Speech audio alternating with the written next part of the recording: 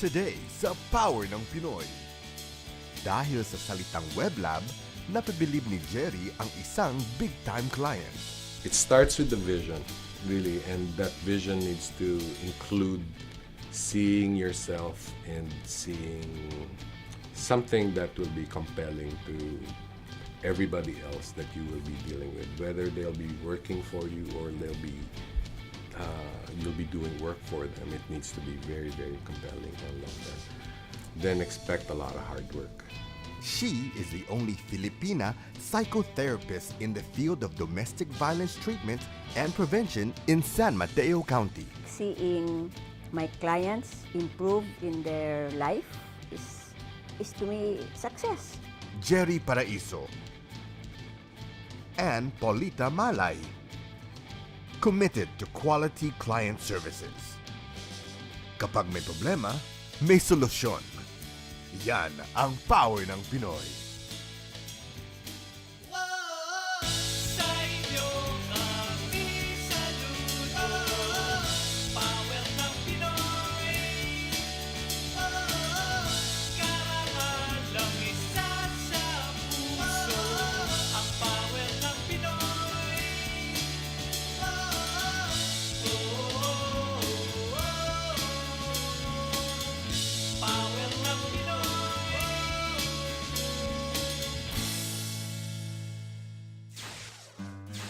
Welcome to Power ng Pinoy. Ako po si Anthony Rivero.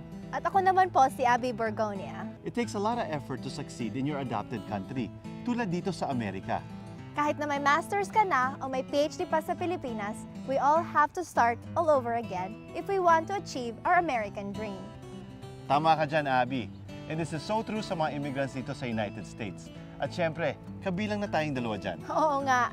In the next few minutes, we'll get to meet two individuals who, because of hard work, determination, and right timing, were able to achieve their piece of the American dream. So, dyan lang kayo and no channel surfing dahil magbabalik ka agad ang Power ng Pinoy.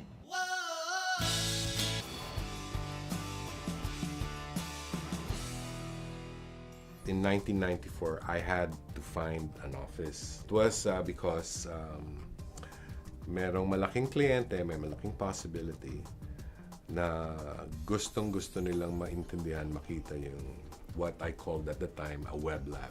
Nang dahil sa salitang weblab, nahuli ni Jerry Paraiso ang atensyon ng isang big-time potential client. This was the first major opportunity for me. Hindi kami big name, but we felt very confident that we knew what we were talking about pagdating sa web.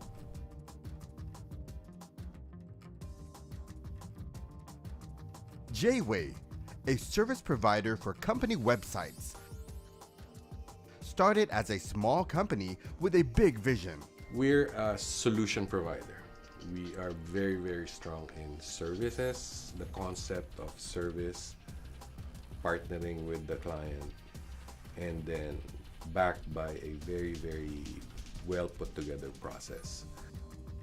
Getting the right people to perform their best. A formula that works well for Jayway.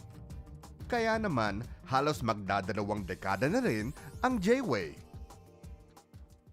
Back in the day, Jerry was like any other teenager growing up in San Pablo, Laguna. Carefree and relaxed. He was born in the US, but was raised in the Philippines since he was 3. Pinaka ko sa St. Louis, Missouri. Dito nag-aaral ng parents ko ng medicine. And then as soon as they were stable, it's time to go back to the Philippines.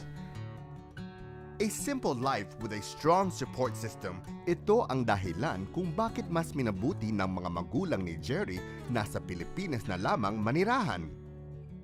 The eldest of 9 children, Jerry learned the meaning of the word responsibility earlier on in life. It's a cultural thing. Lahat ng magulang, they want the best for you. So, dinidrill in nila yung you have to set a good example, show them always that you're trying for the best. He was a full-time student at the University of the East, while working part-time for his auntie's travel agency in Manila. Yung aunt ko na yun who had made a very, very significant influence on me because I could see she works hard. It was practical. She was working hard on the travel agency, and then at night she goes to UE to teach. From the travel agency, nagkaroon ako ng opportunity sa Philippine Airlines. And it was great because that was the time PAL was moving from manual reservations to computerized. Then that's where I got the bug about the whole travel industry. It was in mid-70s when Jerry decided to return to the USA.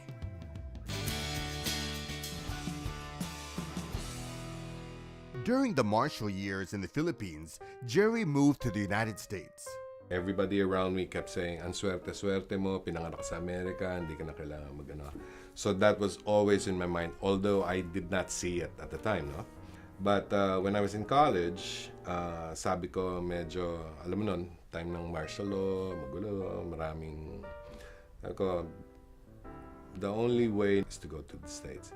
So, timing yun, I was, by that time, I was already working for Philippine Airlines. So, tamang-tama lang yung timing by the time I was qualified for first international free pass. That was the time I was already graduating, so exacto.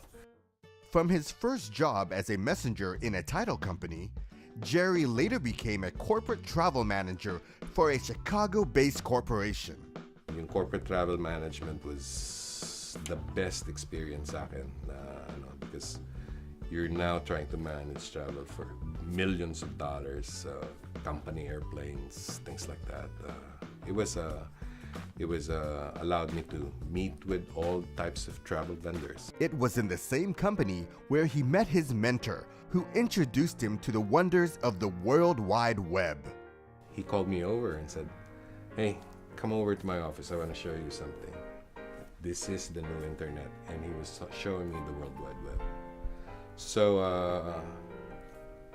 great teacher, this guy, great teacher. He just kind of explained it to me real fast, but I got it. I said, I could use that for my job now. I want to learn that. And non-engineer, travel, he just smiled and really. No time was wasted. He buckled down to study the internet. And then, In the early 90s, there was a downturn here, or the nation was going through downturn, and it finally hit California. he took the downturn into an opportunity. Jerry left the company and started to build his own. Today, Jayway has more than 20 full-time personnel. At maging sa Pilipinas, may Jayway na rin sa Libis, Pasig City. Jerry remains the company's visionary, bringing the business a level higher. But success is never sweet until you give back to the community. I saw that with my parents. I saw that my parents are very, very active in these kinds of things. I've always been a volunteer myself, whether in school Or in whatever capacity he may be able to contribute, sigurado mo siyang maaasahan.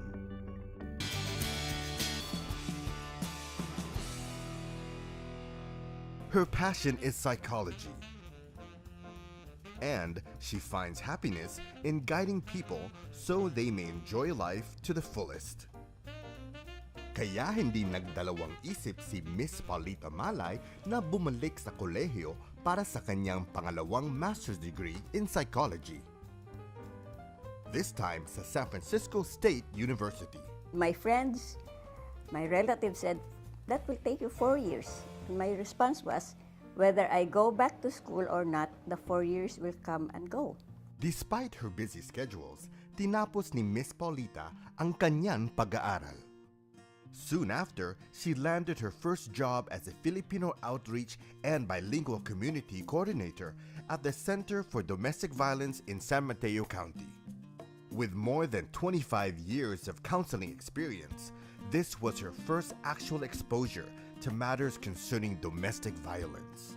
So for many years, I facilitated Batterers Intervention Group for Filipinos arrested for domestic violence. In 1998, Miss Paulita established a support group in Daly City for Filipinas who were then currently and or previously in abusive relationships. Today, she is still the only Filipina psychotherapist. In fact, the only Asian in the field of domestic violence treatment and prevention in San Mateo County, California. Counseling couples with troubled marriages ay isa rin sa mga specialties ni Miss Paulita. According to her, your words should match your emotions and actions to prevent miscommunication. Kailangan kung ano yung iniisip mo, ano yung nararamdaman mo, ano yung ginagawa mo, tugma sa mga salita mo. And to keep the romance alive, At least once a month, go on dates na hindi kasama mga bata. And going to the movies does not count. Why not? Because your attention is on the big screen. to talk about dreams and aspirations as a couple, and not to chase material success at the expense of giving quality time to children will give more meaning to the relationship. Ang kamalian ng mga Pilipino rito, pagdating dito, trabaho, trabaho, trabaho. Because they want to provide their children the things that they have not been able to acquire when they were in the Philippines. But baliktad yun eh. They spend so much time at work and at the expense of quality time with the children. The children need the parents' presence. Meanwhile, masarap ng anihin ang tagumpay kapag ikaw ay nakakatulong sa ibang tao. Seeing my clients improve in their life is to me success. That I am able to do that and that I can make a difference in somebody's life. And to further make a difference, nagbibigay din si Miss Paulita ng mga pro bono counseling sessions. Because a productive Filipino community starts with a healthy, happy family. And that's our show for today. We hope to see you all again next week, dito lamang sa GMA Pinoy TV. And always remember, we can all be successful in the land of the free. Just plan ahead, pray hard, and work even harder. At kapag ikaw nagtagumpay, tulungan mo rin magtagumpay ang kapwa mo. Yan ang power ng Pinoy.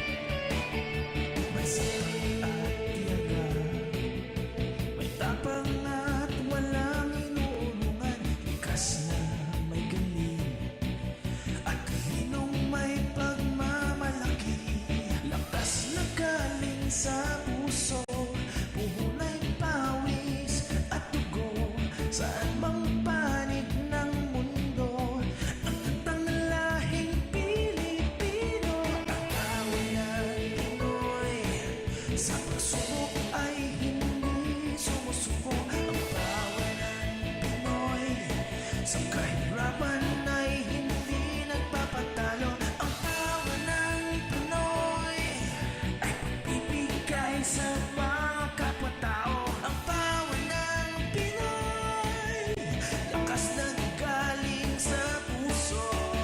Pilipino, tayo ay Pilipino. Pilipino, tayo ay Pilipino. Nasa iyong mga kamay ang Yan ang power ng Pinoy.